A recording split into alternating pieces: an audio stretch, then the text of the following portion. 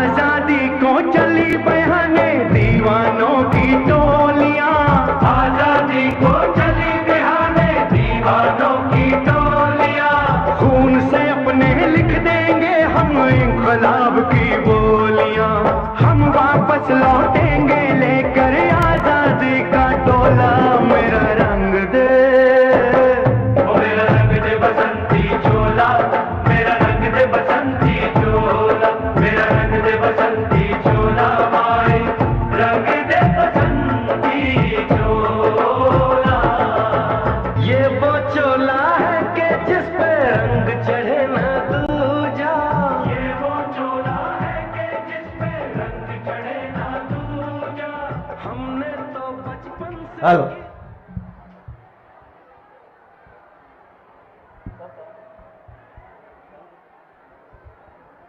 આજના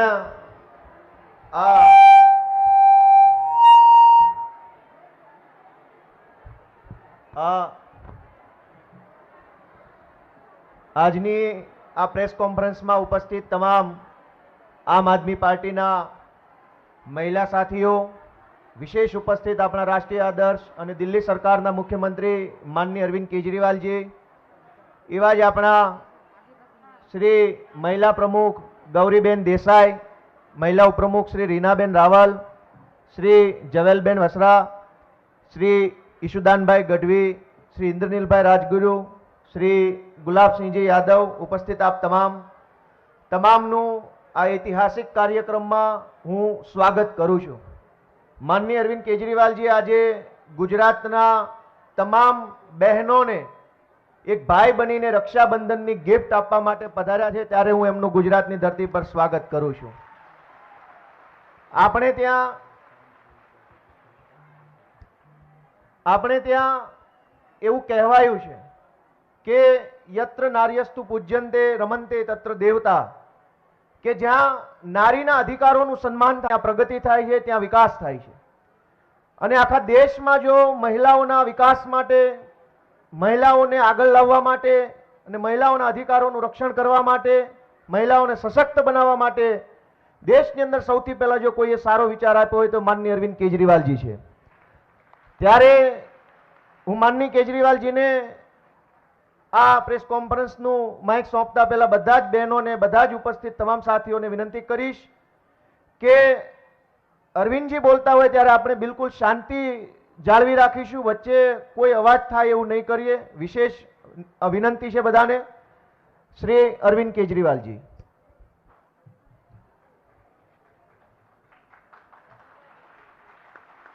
आज यहाँ पे हॉल में बहुत सारी बहनें, माताएं, बेटियां, बहुत सारी महिलाएं आई हुई हैं। आप सब लोगों को मेरा नमस्कार, सबको मेरा प्रणाम।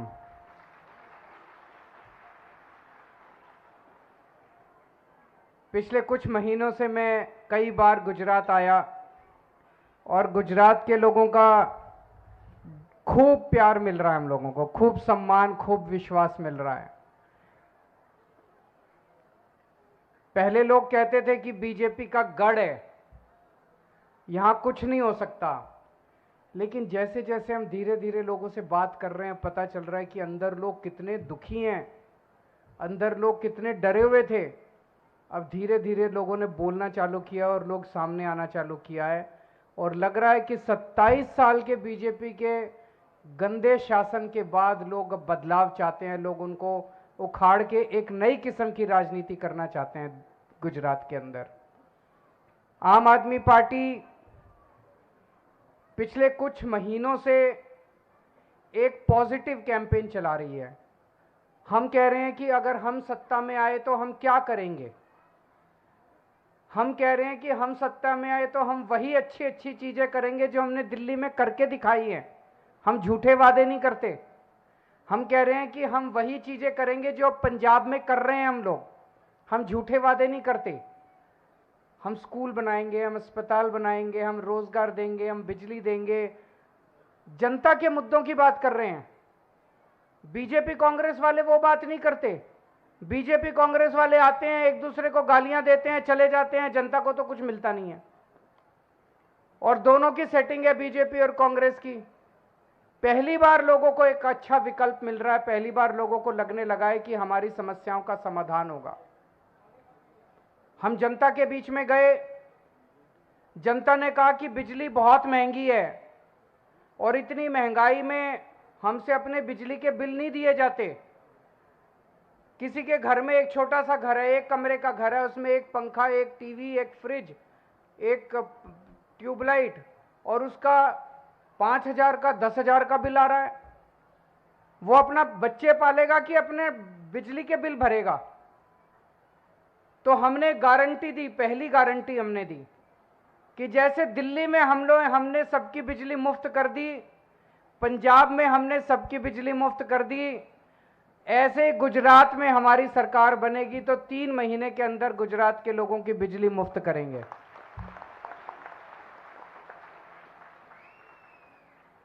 आपके सारे पुराने बिल माफ कर देंगे, पुराना बकाया सब माफ कर देंगे, 24 घंटे बिजली देंगे और बिजली के बिल जीरो आया करेंगे, जीरो, मैजिक।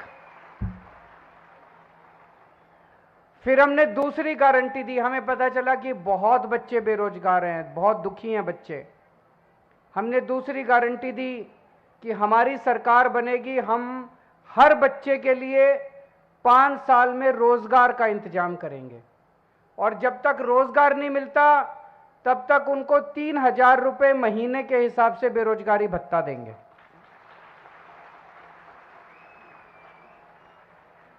10 लाख सरकारी नौकरियों का इंतजाम करेंगे, उसकी भी पूरी प्लानिंग कर रखी है हम लोगों ने। फिर हम व्यापारियों से मिले, व्यापारियों ने कहा कि जी ये बहुत डराते हैं, धमकाते हैं, हमारे ऊपर रेड करते हैं।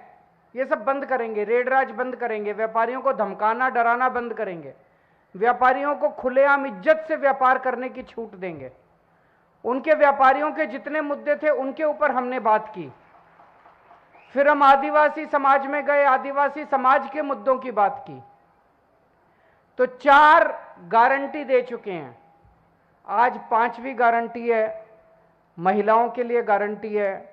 और महिलाओं के लिए हमारी गारंटी है कि आम आदमी पार्टी की सरकार बनने के बाद 18 साल से ऊपर की हर महिला को, जो महिला चाहेगी, उसे 1,000 रुपए हर महीने के हिसाब से उसके बैंक अकाउंट में दिया जाए।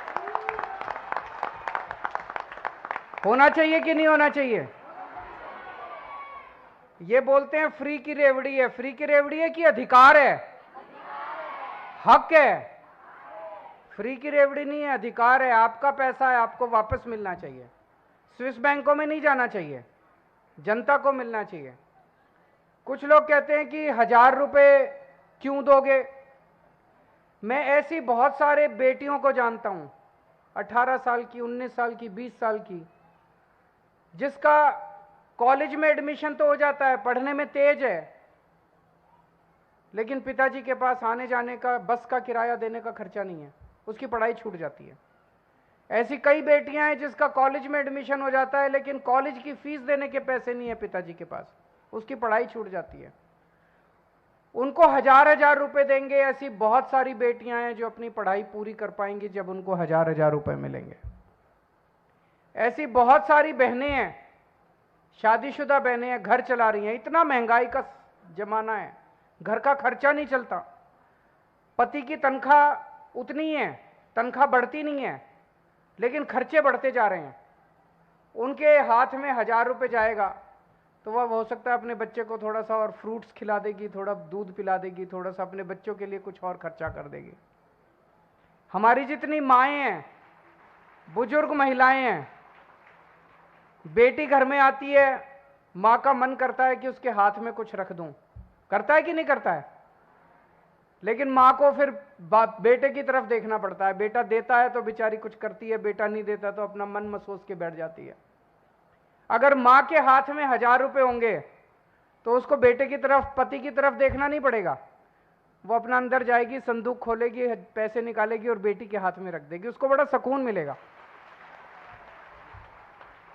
1,000 रुपए हर बहन के हाथ में देने से मैं समझता हूं कि बहुत बड़े स्तर पे अर्थव्यवस्था में भी फर्क पड़ेगा। एक तो है कि आप बड़े बड़े अमीर लोगों के हाथ में पैसा डालो। कोई अरबपति है, उसके पास पैसा जाएगा तो वो क्या करेगा? अभी उसके पास 2 जहाज है, 4 जहाज खरीद लेगा, 5 जहाज खरीद लेगा, 2 बड़े बड़े बंगले। उससे अर्थव्यवस्था नहीं अच्छी होती। जब एक आम आदमी के हाथ में, आम बहन के हाथ में पैसा जाएगा, वो बाजार जाएगी, सब्जी खरीदेगी, आटा खरीदेगी, रोजमर्रा की चीजें खरीदेगी, इससे अर्थव्यवस्था बढ़ती है, इकोनॉमी की प्रोडक्शन बढ़ती है, डिमांड बढ़ती है, फिर नई नई फैक्ट्रियां लगेंगी वो सामान बनाने के लिए। आम आदमी की जेब में जितना पैसा जाएगा उतनी अर्थव्यवस्था बढ़ेगी, अमीरों के हाथ में जितना पैसा जाएगा उतनी अर्थव्यवस्था कमजोर होगी। तो ये बहुत सोच समझ के हम लोगों ने, जो हमारा विरोध करते हैं, उनको मैं कहना चाहता हूं कि बहुत सोच समझ के हमने किया है कि करोड़ों महिलाओं को इसका फायदा होगा, करोड़ों घरों को इसका फायदा होगा। और जो लोग कहते हैं पैसा कहां से आएगा, मैं आपको एक छोटा सा उदाहरण देता हूं, पैसा कहां से आएगा। हमने पंजाब में कहा कि हम बिजली फ्री करेंगे, लोगों ने पूछा पैसा कहां से आएगा। मार्च में हमारी सरकार बनी पंजाब में। सरकार बनने के बाद अगले 3 महीने में, अप्रैल, मई और जून, पिछली साल अप्रैल, मई और जून में 15,000 करोड़ का टैक्स आया था। इस साल हमारी सरकार बनने के बाद, ईमानदार सरकार बनने के बाद, 15,000 के मुकाबले 21,000 करोड़ का टैक्स आ गया, 6,000 करोड़ एक्स्ट्रा आ गया। हमें पूरा साल बिजली मुफ्त करने के लिए बस 3,000 करोड़ चाहिए थे और 6,000 करोड़ आ गया 3 महीने में। पैसे की कमी नहीं है, पैसा बहुत है।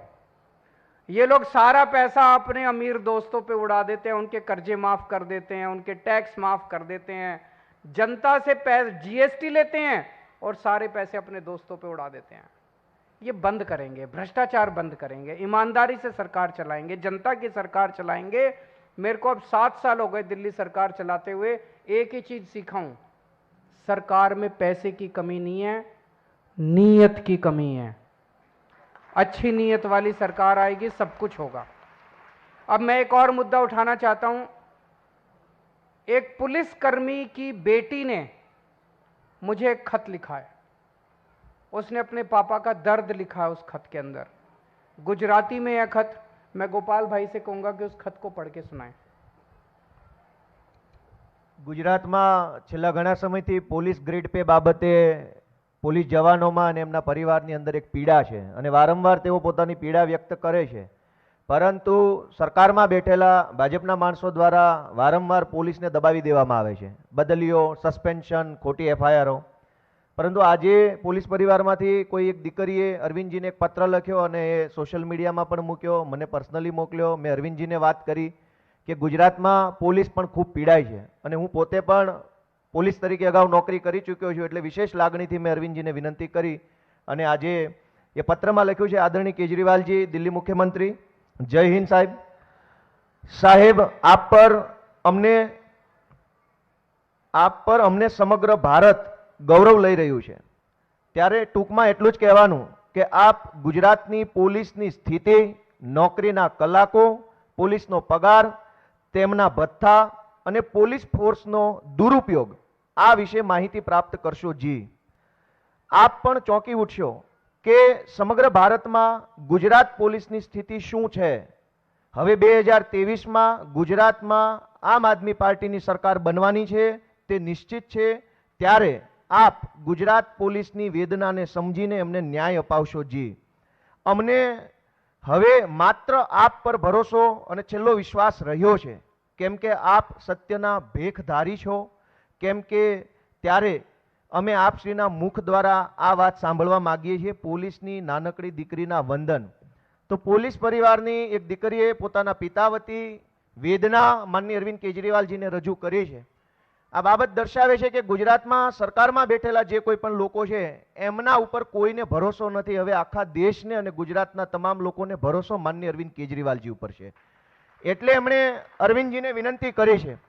અને વાત સાચી છે કે 12-12, 15-15, 20-20 કલાક સુધી પોલીસ જવાનો પાસે નોકરી લેવામાં આવે છે, બદલામાં મામૂલી પગાર 20,000 ફિક્સેશન, 5 વર્ષ સુધી, 5 વર્ષ પૂરા થાય તો 21,000 રૂપિયા, કંઈક બોલીએ તો સસ્પેન્ડ થઈ જાય, બદલી થઈ જાય, ઠપકો આપવામાં આવે, પીજાફો અટકાવી દેવામાં આવે. આવી રીતે ગુજરાતની પોલીસને ખૂબ હેરાન કરવામાં આવે છે. એક તરફ પોલીસ ઈમાનદારીથી પોતાનું કામ કરે છે, ગુજરાતને સુરક્ષિત રાખે છે, ગુજરાતની બહેનો, ગુજરાતના સામાન્ય માણસોના જીવનને સુરક્ષિત રાખવાનું કામ કરે છે. જીવના જોખમે ગુજરાતની પોલીસ સારું કામ કરે છે. ડ્રગ્સ માફિયાઓને પકડે છે, બુટલેગરોને પકડે છે.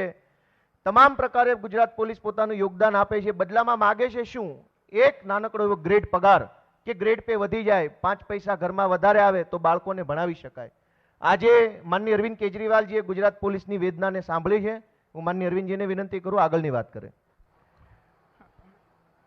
आपने इस बेटी के खत को सुना.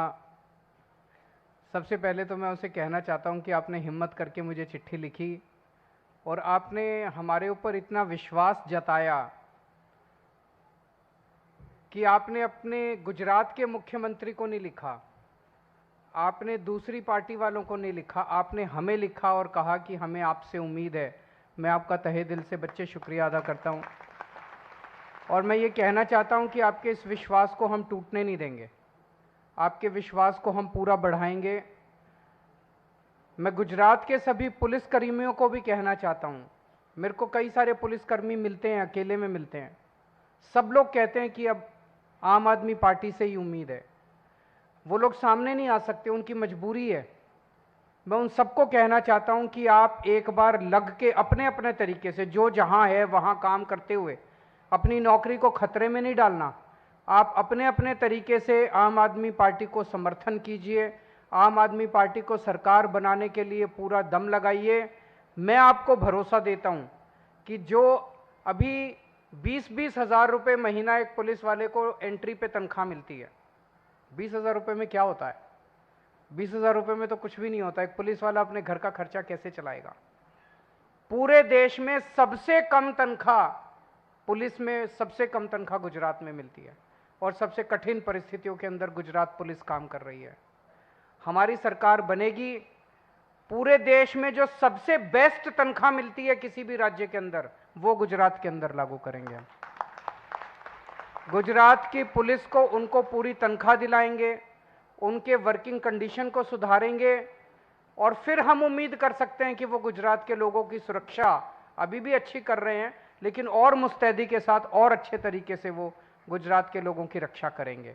अभी मेरी उन सबसे विनती है, आप जहां भी हैं, जैसे भी है, काम करते रहिए और अंदर खाने जैसे जैसे हो सकता है आप आम आदमी पार्टी की सरकार बनाने में मदद कीजिए. अगर कोई प्रश्न है मीडिया के लोगों के तो आप.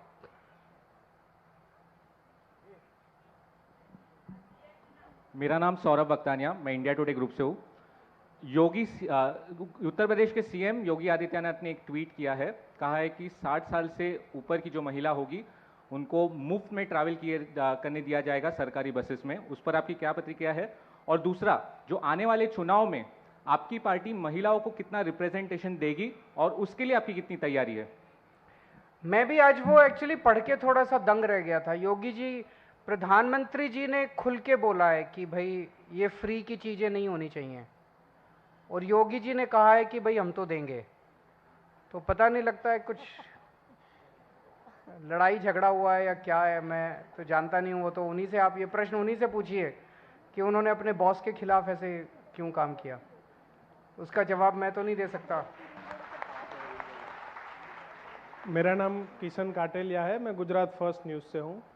ये ग्रेड पे वाली अभी गोपाल भाई ने चिट्ठी पढ़ी, क्या आप उसके बारे में कुछ सोच रहे हो? जो ग्रेड पे का जो बिल्कुल, मैंने जैसे अभी कहा, हमारी सरकार बनेगी, हम तुरंत पुलिस, गुजरात पुलिस के कर्मचारियों को, अधिकारियों को पूरे देश में जिस राज्य में सबसे अच्छी तनख्वाह मिलती है उसके बराबर तनख्वाह करेंगे अपने गुजरात पुलिस कर्मियों को.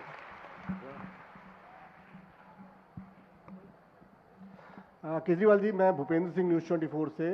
गुजरात में करीबन 3 करोड़ के आसपास महिलाओं की संख्या है. उसमें 18 से कम वाली भी हैं, लगभग 1-1.25 करोड़ के करीब. जी, और इन सबको आपने जैसे घोषणा की है, अगर वो चाहेंगी तो 1,000 रुपये देने आप देंगे. कुपोषित महिलाओं की भी यहाँ पर बहुत एक बड़ी समस्या है, क्या उसके बारे में आपने कुछ विचार किया है? बहुत अच्छा आपने, हाँ। और जो माल न्यूट्रिशन के बच्चे जो कुपोषित पैदा होते हैं, उसकी भी एक बहुत गंभीर समस्या है, जिसको लेकर गुजरात हमेशा से ही इस समस्या से जूझ रहा है। सरकार की तरफ से उपाय भी किए जा रहे हैं, लेकिन आप पार्टी उसको लेकर क्या सोचती है? देखिए, आपने बहुत अच्छा प्रश्न किया कि एक तो महिलाओं का कुपोषण है, एक बच्चों का कुपोषण है। आज एक महिला के हाथ में पैसे नहीं है। एक महिला सबसे ज्यादा प्यार अपने बच्चे से करती है। मां सबसे ज्यादा प्यार अपने बच्चे से करती है और अपने बच्चे के लिए वो कुछ भी कर सकती है। आप सोच के देखो, कल्पना करके देखो, अगर एक मां के हाथ में 1000 रुपए आ गए, वो अपने बच्चे को सबसे पहले अपने बच्चे को अच्छा खाना खिलाएगी, कहीं से भी लाके खिलाएगी कि मुझे लगता है कुपोषण की बीमारी को दूर करने का सबसे अच्छा तरीका यही है। उसके हाथ में पैसे रख दो थोड़े बहुत, आप उसको कुछ हम तरह तरह की स्कीमें बनाते हैं, सरकारी योजनाएं बनाते हैं। सबसे अच्छी योजना कुपोषण को दूर करने की, मैं आपको बता रहा हूं, यही साबित होगी। और कोई प्रश्न? मेरा नाम मेहुल जाला है, मैं न्यूज़ इंडिया से हूँ। केजरीवाल साहब, कांग्रेस कह रही है कि आम आदमी पार्टी बी टीम है, आप कह रहे हैं कि कोई और बी टीम है, तो दरअसल आप वहाँ से तय नहीं कर लेते कि कौन किसके लिए बी टीम के तौर पर काम कर रहा है? आप उन्हीं से पूछ लीजिए। ये नहीं, टी.एस. सिंहदेव आए थे, राजस्थान के हेल्थ मिनिस्टर, उनसे हमने पूछा था कि आप एक दूसरे पर क्यों बी टीम का आरोप लगा रहे हैं। दूसरा सवाल ये है कि आज के दौर में जो बिहार है उससे लगता है कि नीतीश अगले मुख्य प्रधानमंत्री होंगे और केजरीवाल उनका समर्थन करेंगे 2024 के लिए। बिहार में जो घटनाएं घट रही हैं वो ये दिखाता है कि भारतीय जनता पार्टी बहुत अहंकारी होती जा रही है और उसके अहंकार की वजह से जनता भी उससे दुखी होती जा रही है देश भर में, और दूसरी उसकी सहयोगी पार्टियां वो भी उनका साथ छोड़ती जा रही हैं। शिवसेना ने उनका साथ छोड़ दिया, अकाली दल ने उनका साथ छोड़ दिया, जेडीयू ने उनका साथ छोड़ दिया। अहंकार तो रावण का भी नहीं चला था। अगर आप सत्ता में आते हो तो एक चीज सबसे जरूरी होती है, आपको अपनी ह्यूमिलिटी हिंदी में क्या बोलेंगे, ह्यूमिलिटी बना के रखनी पड़ती है। आपको विनम्रता, आपको विनम्र रहना पड़ता है।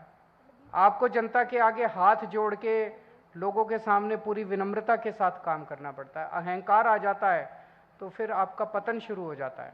बिहार यही दिखा रहा है कि ये सही नहीं है उनका। सर, 24 में नीतीश कुमार को केजरीवाल सपोर्ट करेंगे, ममता को सपोर्ट करेंगे, या खुद केजरीवाल चाहेंगे कि वो प्रधानमंत्री बने? अभी तो ऐसा कुछ है नहीं, ना तो वो प्रधानमंत्री के उम्मीदवार हैं, ना कोई ममता जी हैं, ना मैं हूं। जब 24 आएगा तो 24 का देखेंगे, अभी तो 1.5-2 साल है। Thank you.